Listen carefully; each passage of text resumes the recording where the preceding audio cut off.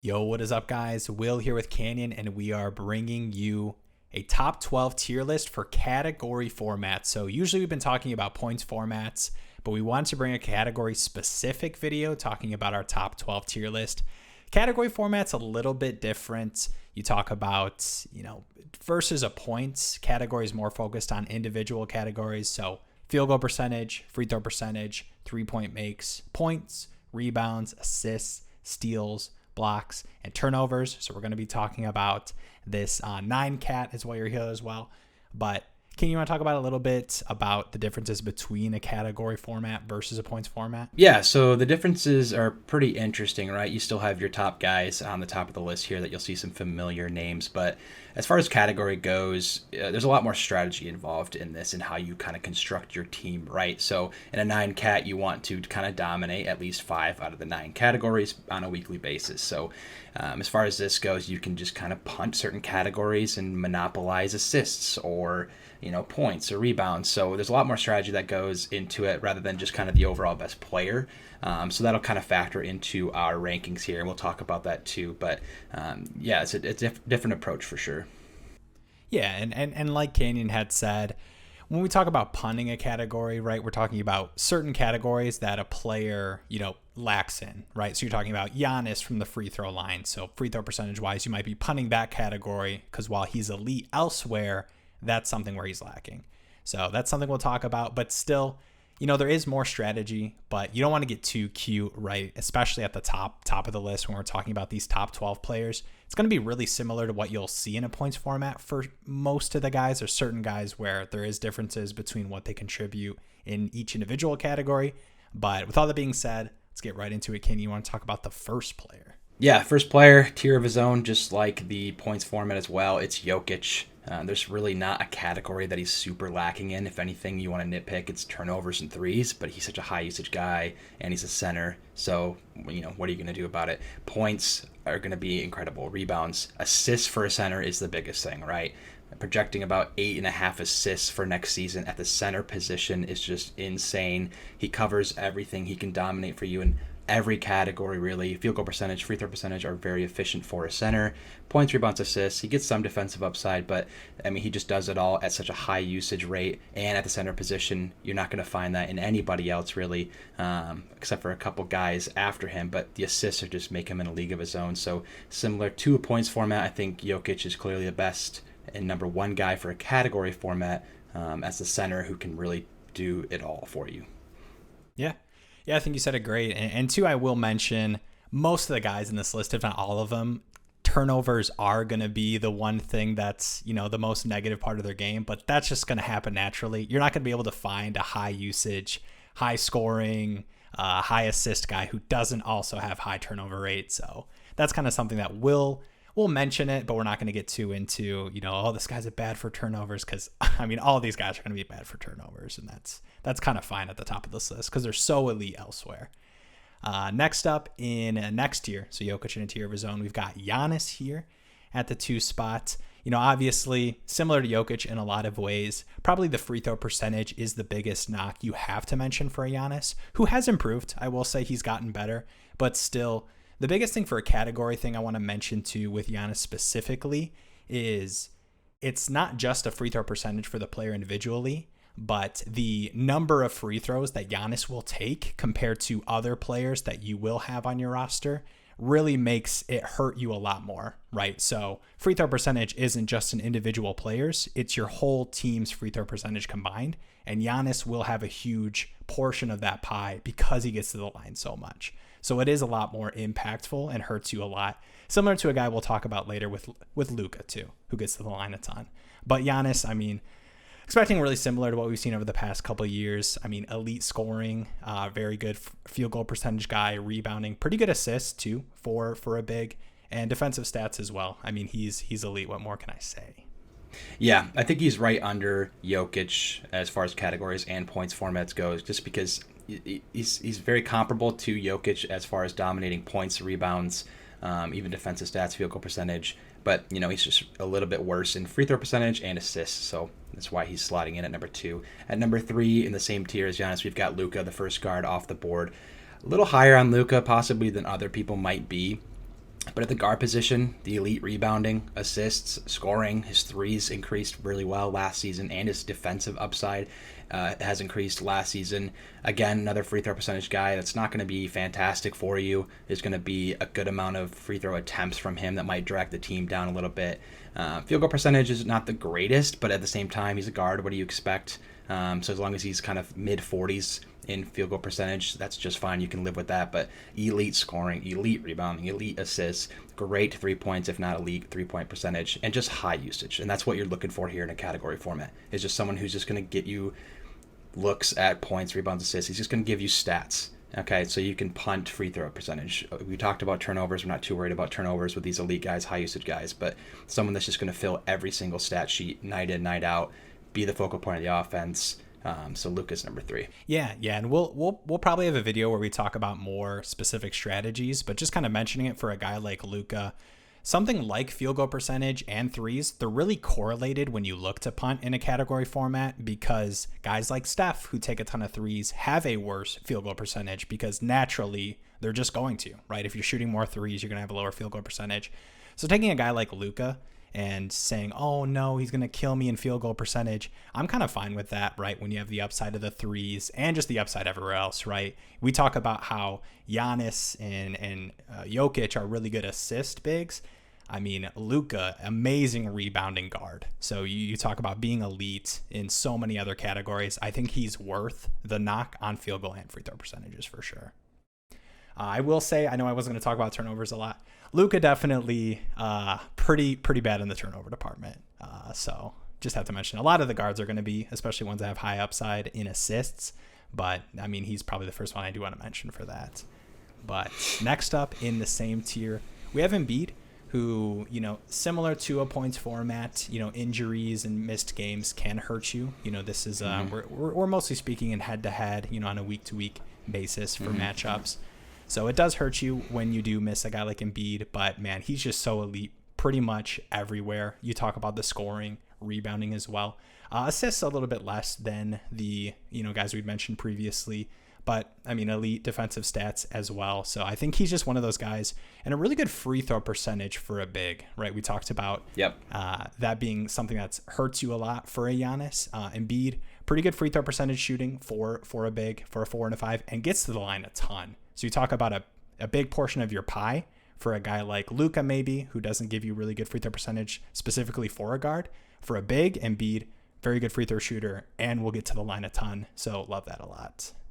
Yeah, he could be higher, honestly. I think he's the last kind of tier break of bigs here with just that elite free throw upside. You're not going to find another big that's going to take almost 12 free throws a game in average, mid 80s percentage wise from the line with 30 points per game. He's the last guy on this list and in this league that's going to be there that we mentioned, like Jokic and Giannis. But the next tier here down, we've got Harden at 5, another guy, of course, who can get to the line a lot and really help your free throw percentage just with sheer, volume as well as percentages. We like Harden to be more aggressive this year. I know last year a lot of people were a little concerned with what they saw as far as his scoring ability, but I think towards the tail end of the season we saw that relationship with Harden and Embiid to flourish a bit more. In the offseason, he's really committing to this team, taking pay cuts. They've restructured the entire finances of that team. I really like that relationship. I think he helps Embiid. I think Embiid helps him, and I think he can score a lot more, back to kind of mid-20s. And then, obviously the assist upside. He's going to be probably the top assist guy in the league, close to 10 assists per game. Another, elite coveted category that puts him this high in this list. You're not going to find a lot of guys that are going to be pushing 10 assists. Rebounding upside as well. He's always around 8 rebounds a game. So kind of like, Luka, right? Maybe a little bit less usage, a little less scoring, but elite assists, elite rebounding. And then on the flip side from Luka, great free throw percentage. So there's really 3 good categories here in upside with 4 or 5 with the points and threes that you can monopolize here with Harden. Just take care of free throws, rebounds, and assists at the guard position with a ton of upside at points and 3 points. And not to mention, steals. A lot of people knock Harden for being a bad defender. He always gets you a steal or 2 a game, and people just don't realize that. So, turnovers, Harden and Luka are going to be probably the highest turnover guards in the league. They're just such high usage, high on-ball guys, but I think Harden deserves a 5 spot here. Definitely. Next up in this same tier, we've got LeBron, who we talked about. The Lakers are looking like they're going to run it back with what they did last season. Now, obviously, most of the games LeBron did play were without AD. So as far as looking at what last season looked at and projecting for this upcoming season, expecting a little bit less scoring than what we saw, with a guy like AD back in the lineup, but potentially more assists. But with that being said, LeBron's still going to give you elite scoring. He's going to give you rebounding and assist numbers as well. Maybe the rebounding goes down a little bit with a guy like AD if you look at that correlation, but still, LeBron's a guy who's going to give you really good scoring.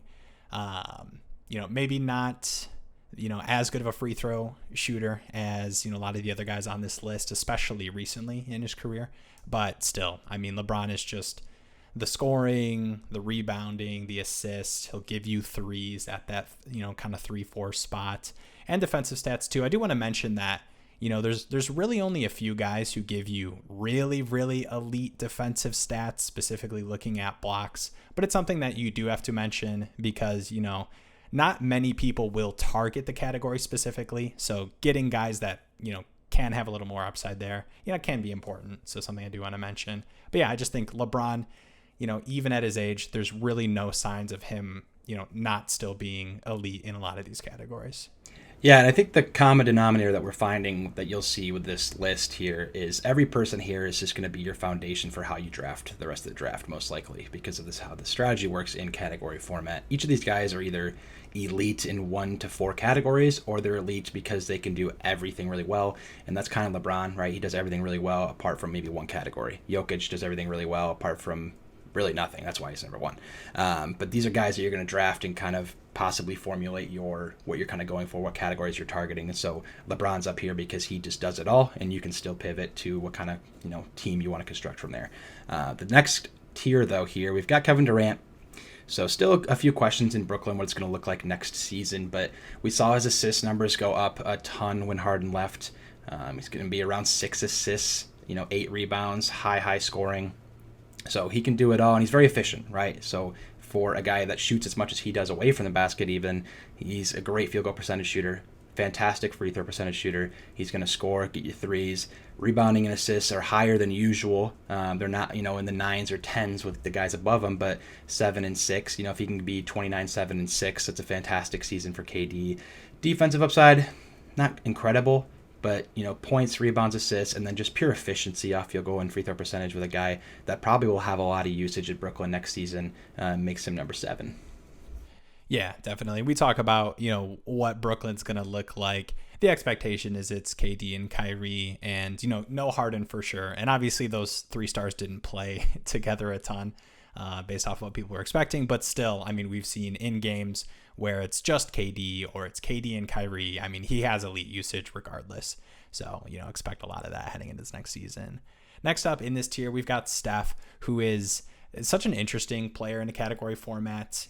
You talk about the 3-point category. 3-point makes just far and ahead above most guys kind of in a top tier. There's guys that will shoot a decent amount of threes, but Steph is just kind of a unicorn, especially up here. And elite free throw percentage as well. A little bit different, right? You talk about a guy like Harden or Embiid who get to the line a ton and shoot well.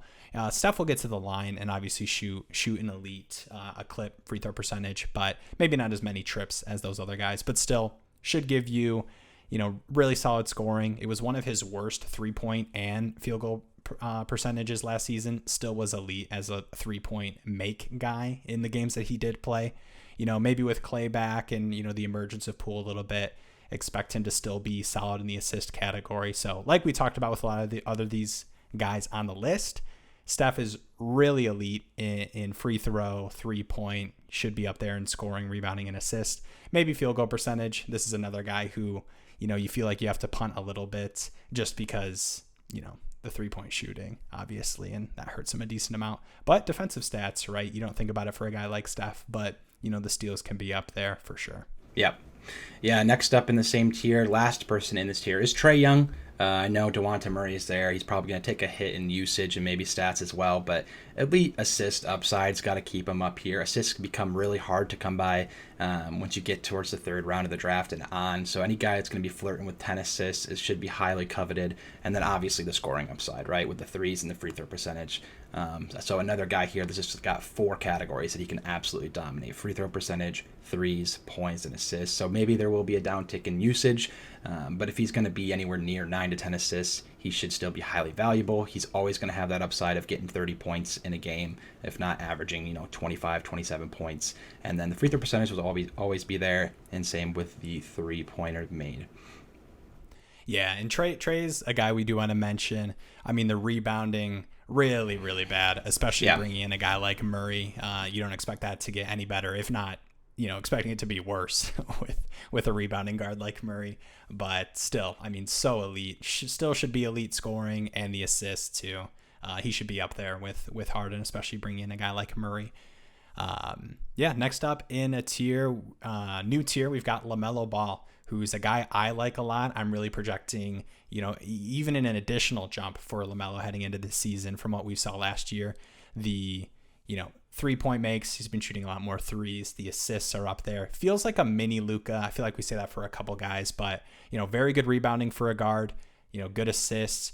Should see a bump in scoring as well. I'm expecting another increase too. And the, field goal percentages, right? We talk about guys heading into their second, third, fourth years. It's very natural to see that, continue to get better. So he's a guy who, really, really poor field goal percentage overall, shot more threes last season, obviously in his first 2 years, not the greatest field goal percentage guy. But I think it's just natural to expect that to increase. And I think LaMelo is one of those guys where I could see him still shooting threes, but attacking the basket more. I think that's something a lot of people are looking to see from him. And I really think we could see that, especially heading into this season where potentially no Bridges, feels more and more like it's LaMelo's team heading into his third year. So I think that we really could see a huge usage bump. And heading into next season, we're talking about LaMelo up there with Trae Young and maybe even Harden, where it's like he's just so elite in all these categories and gets you the scoring. So I really like LaMelo. He's one of those guys where I'm kind of planting my flag a little bit and expecting a huge bump for him to kind of cement him in this top 12. Yeah, it's a nice, pairing of having great upside, but also showing what he's been able to do already, right? Last season in his second year. And then you have Bridges potentially being gone. That opens up a lot of usage. Obviously, it is still his team, like you said, but a lot of upside, but also we know how talented he is. So it's not like you're taking a huge risk here. But I think there is a little risk, whenever you're taking someone in the top 10. But, LaMelo can offer so much upside in 5-6 categories, really. So I love that there. Next here in this tier, we've got Cat. Cat is an interesting one, right? They bring in Gobert. Cat's still going to be the scorer. He's going to have to stretch the floor on offense with this team with Gobert down low as well. So Cat's kind of one of those few centers left that are going to be high usage, high scoring guys. The rebounds may come down a little bit, but anytime you can slide in a guy at center that's going to give you, 3-pointers, high points, mid-20s in points, solid free throw percentage for a center, he's got to be mentioned, right? So good field goal percentage and free throw percentage, stretches the floor to give you threes and points. Rebounds might go down, but I think you can afford that if you can slot in a center that's going to give you some of these categories that are really hard to come by. Yeah, definitely. He's one of those guys where you just kind of look at him over the past couple seasons and heading into this year, and you're thinking, where does he hurt you, right? Yeah. Because, the free throw percentage, very good free throw shooter for a big who gets to the line a decent amount. 3-point, very, very good for a big, obviously. Yep. And you expect that to maybe even be better this season. Yep. When you talk about a guy like Gobert who can't stretch the floor. Maybe we see more Cat, out on the wings, shooting more threes. Scoring should still be there. The rebounding should still be good. I think it's hard to bring in a guy like Gobert, expect them to play along together and have Cat still be a very good rebounder, but still should be solid enough. Yeah. And, decent assist numbers for a big who's a pretty solid scorer too. I think the thing with Cat is I really could see some dips in some of these categories. You talk about field goal percentage. If we're seeing more threes, naturally we're going to see that decrease, and potentially scoring. Anthony Edwards, we're seeing emergence there, and I know Rudy's not, a big scorer. You don't expect that to impact him, but I really think, potentially maybe Anthony Edwards is even a higher scorer than Cat heading into the season. I don't think that's outside the realm of possibility. So I think Cat's a little bit lower than I think he's been in the past for me heading into this season. But still, I mean, should give you a nice floor in pretty much every category. So I think he's got to be in the top 12. And then next up is Kyrie, who's tough. You know, I expect him to be back in Brooklyn. I think a lot of people don't remember this about Kyrie. People think about the COVID games and missing time last season. But before that, he was one of those guys who missed a decent amount of games due to injury. He's been a little, injury prone. And it's tough to predict that for a lot of guys. But I think he's one of those guys you have to kind of mention. But still, like we talked about for KD, he's going to be elite scoring. He's going to shoot a decent amount of threes. Gives you some assist floor, pretty decent defensive stat guy too. Not the best rebounder for a guard. I think, a lot of the guards we talked about on this list, you have to have higher than him because of the floors they give you in those other categories.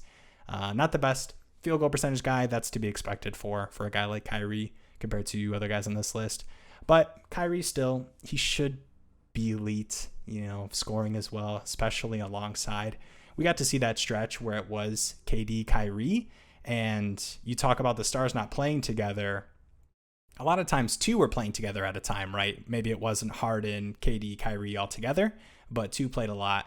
So potentially we see some games where it's just Kyrie and he just has these explosion weeks that just win you a matchup because Kyrie played by himself and, averaged 30 plus points that week. So I think he's one of those guys who I think should be on this list. But obviously, like we talked about, like some of the other guards a little bit more. Yeah, I think you kind of are banking on what you saw in the playoffs a little bit last year, the play-in game. Kyrie was incredible in the playoffs last season. KD kind of fell away and didn't really show up for the playoffs, and we saw Kyrie show what Kyrie can do. So obviously there's questions about how much he's going to play, how much he's going to commit to this team. But when he does play, he's incredible. He's got a really high floor to me. As far as points, free throw percentage, and even field goal percentage. I don't hate his field goal percentage for the guard position. Assists isn't crazy upside, right? But high floor in assists, points, threes, and free throw percentage, and then he won't hurt you at field goal percentage. But it's kind of hard. There's other guys we'd like to put in here, guys that are either returning from injury or we'd have to, project a breakout, which we do. But I think Kyrie just barely edges out that last spot here for us. Yeah, definitely. Yeah, like you had mentioned, I mean, guys like AD, Dame, Tatum for sure. We like Halliburton a lot. A lot of these guys that are pretty solid across the board. Definitely you could make arguments should be in this list for a lot of different reasons. But these are the 12 we like a decent amount. Appreciate you guys watching. Make sure to leave a like and subscribe if you're not already. Looking forward to doing a lot more NBA fantasy content heading into the season. I say it every video, but it's coming up, man. I mean, NFL just started, and we're a month away from getting an NBA season.